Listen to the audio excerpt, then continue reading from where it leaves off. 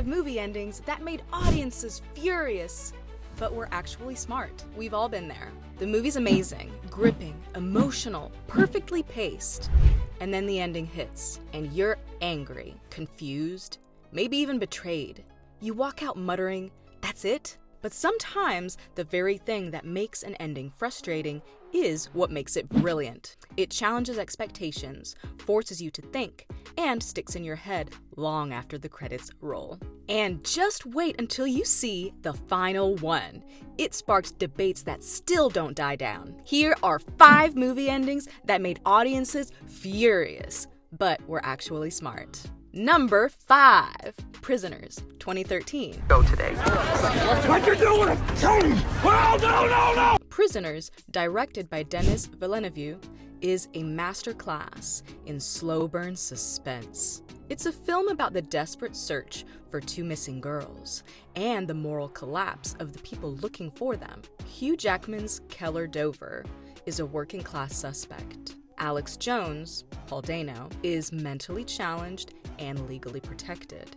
But Dover kidnaps him anyway, holding him captive in an abandoned apartment and torturing him for information.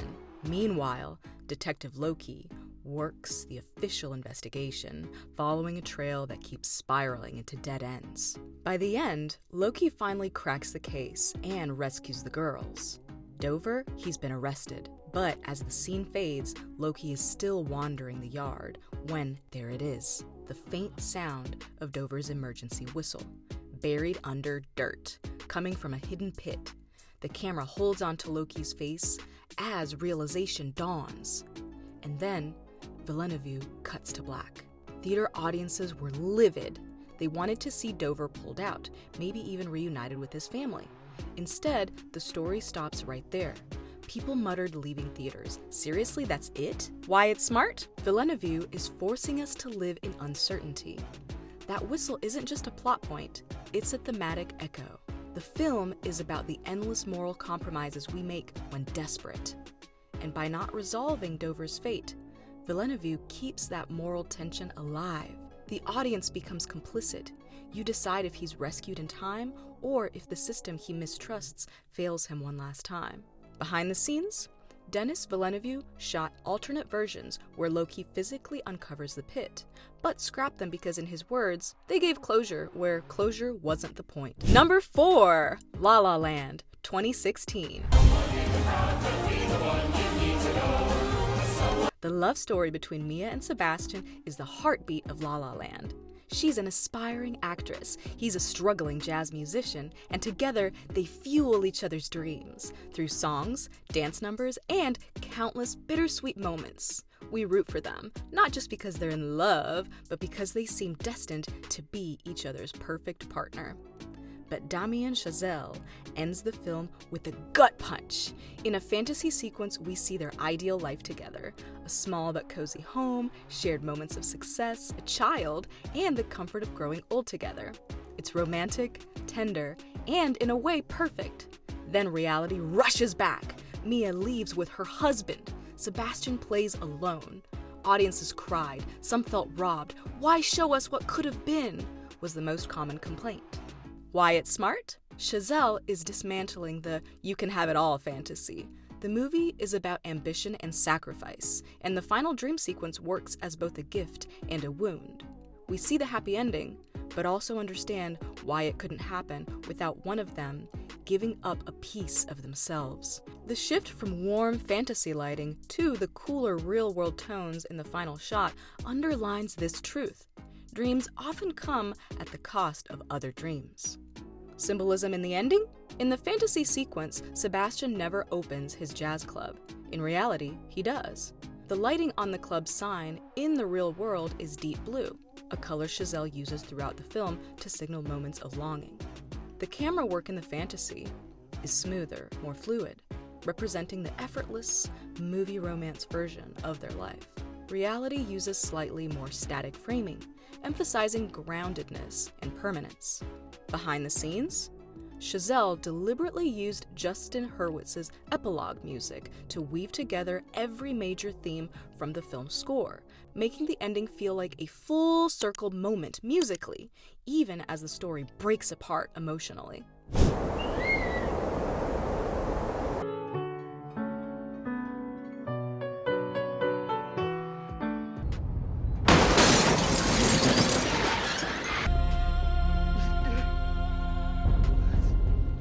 Why would you let him get away with what he did to you? There are no two words in the English language more harmful. Be honest, did any movie endings ever make you want to throw popcorn at the screen, but now you kind of respect them? Which one went from worst ending ever to actually genius for you? Drop your take in the comments. I'm ready for the arguments. Number 3, No Country for Old Men, 2007. It's got any notion of the sorts that are hunting him? The first 2 acts of No Country for Old Men set up what feels like a classic Western showdown. Llewellyn Moss, by Josh Brolin, finds a satchel of cash after a botched drug deal. Anton Chigurh, by Javier Bardem, a remorseless hitman hunts him down. Sheriff Bell trails behind, trying to prevent the inevitable bloodshed. For over 2 hours, the tension builds, and audiences expected Moss and Chigurh to finally meet in a brutal cinematic face-off. Instead, Moss is killed off-screen in a random motel shootout. Chigurh retrieves the money, kills Moss's wife, and then simply walks away, even surviving a violent car crash. The movie ends not with a chase, but with Sheriff Bell quietly retiring. The audience's reaction in 2007 was polarized. Some critics called it genius. Many casual viewers felt cheated, angry that the movie forgot to give them a climax. Why it's smart? The Coen brothers adapted Cormac McCarthy's novel almost word for word, and the choice to avoid a final duel is deliberate. This isn't a story about justice prevailing. It's about the inevitability of violence and the limits of lawmen like Bell. Ending with Bell's dream rather than Chigurh's fate reinforces the theme. Evil doesn't end when you stop chasing it. It just keeps moving. Behind the scenes, Javier Bardem described Chigurh as the embodiment of inevitability, a force you can't outgun or outrun. By letting him walk away, the Coens cemented his almost mythical status. And number 2, The Mist, 2007. It's death.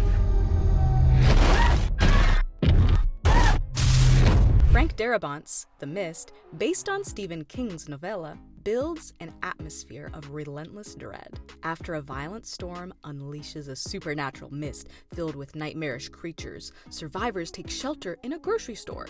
Tensions boil over as fear and paranoia take hold, the human threat becoming as dangerous as the monsters outside. By the film's final act, David escapes with his young son and a few others. They drive through the mist, past the wreckage of a fallen world, military vehicles destroyed, entire towns abandoned. When the car finally runs out of gas, David decides there's only one merciful option. He uses his revolver to kill the others, including his own son, before turning it on himself. But there are no bullets left.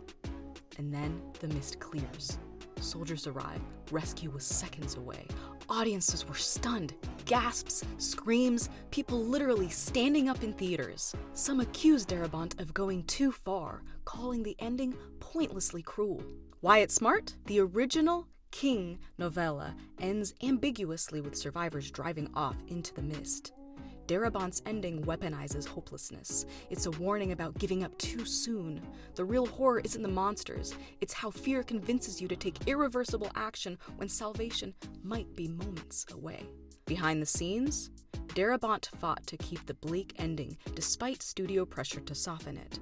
He even accepted a lower budget to protect his creative control. Audience reactions. On IMDb and horror forums, the ending is still one of the most discussed in modern horror. Many call it one of the most effective downer endings in cinema. Others refuse to rewatch it because the emotional gut punch is too much to relive. And number 1, Whiplash, 2014. 5, 6, and. Whiplash is a psychological boxing match disguised as a jazz drama. Fletcher, a feared and revered instructor, pushes Andrew with verbal abuse. physical intimidation, and relentless perfectionism. Throughout the film, Andrew either bends to Fletcher's control or collapses under it. The expectation is that Fletcher's cruelty will break him, or that Andrew will finally walk away. Instead, after fumbling the sabotaged opening, Andrew makes a choice that rewrites the power dynamic entirely. He launches into Caravan, a blisteringly fast, technically brutal jazz standard, cutting Fletcher off mid-performance. The audience shifts in confusion. Fletcher turns glaring, then, almost imperceptibly, begins to conduct him. What follows is an unbroken 10-minute crescendo of skill, sweat, and defiance. Andrew's hands bleed, cymbals crash, camera cuts tighten, Andrew's eyes locked in on Fletcher, Fletcher nodding back. By the final cymbal smash, it's unclear if Andrew has won Fletcher's respect. By the final cymbal smash, it's unclear if Andrew has won Fletcher's respect or simply surrendered himself to the same obsessive perfection that Fletcher embodies. When the screen cuts to black, without telling us what comes next, some viewers were furious. Did Andrew make it? Did he burn out? Was this a victory? Or the final step into self-destruction? Why it's smart? The ending traps us in Andrew's headspace, euphoric, terrified, and unsure if he's ascended or collapsed. The ambiguity forces us to grapple with the film's central question. Is greatness worth the abuse it takes to achieve it? Fletcher's tiny nod in the final seconds is the only answer we get, and it's as chilling as it is satisfying. Behind the scenes, the final scenes were filmed over 3 days, with Miles Teller doing the actual drumming. Director Damien Chazelle used long takes to preserve the physical exhaustion on screen.